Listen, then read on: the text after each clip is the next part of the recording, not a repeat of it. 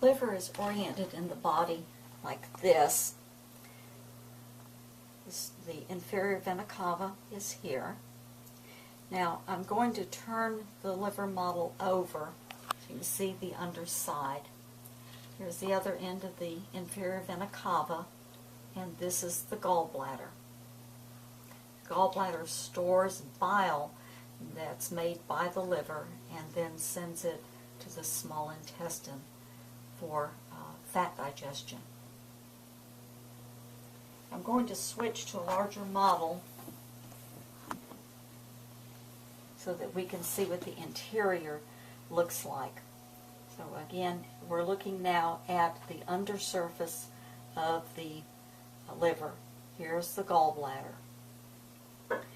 Now, the cells produce bile, and it travels through an extensive system of bile ducts until it reaches the gallbladder for storage.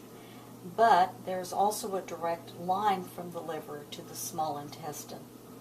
So if somebody has a removal of a gallbladder, they are still able to get a small amount of bile into the small intestine.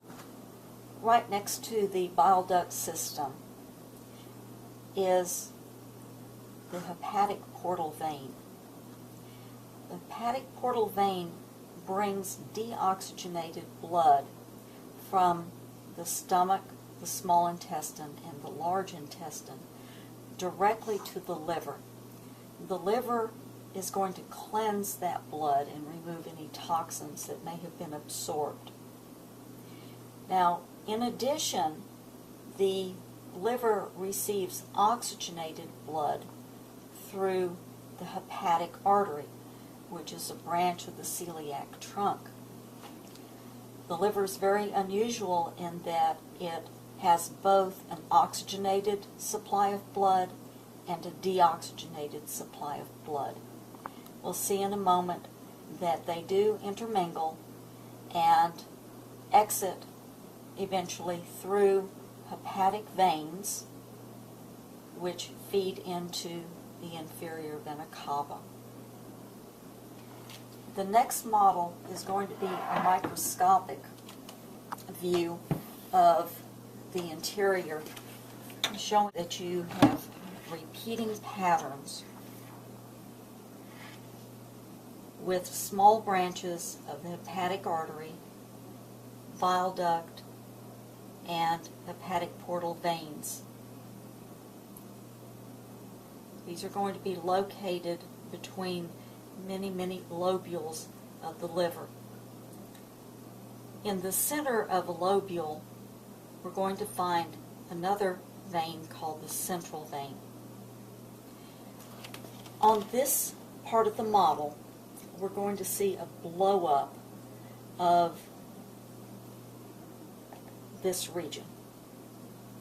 So the central vein, which is here in the middle, is here on this part of the model.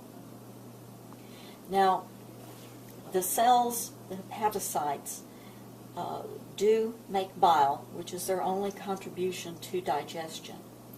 And the bile then is dumped into small bile ducts, which flow eventually to here, and then the bile is going to exit the liver, be stored in the gallbladder, or delivered directly to the small intestine.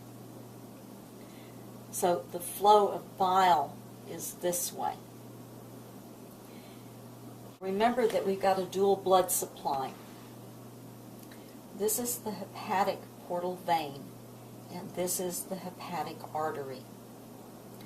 Both of these vessels deliver blood into sinuses, which are nice large spaces coming through, lined by hepatocytes.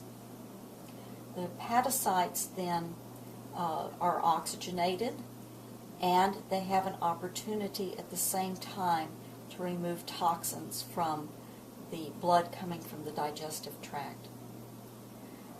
All of this blood now, which is intermingled, oxygenated and deoxygenated, all of it flows eventually to the central vein. The central veins then unite into larger and larger veins, eventually emptying into the inferior vena cava.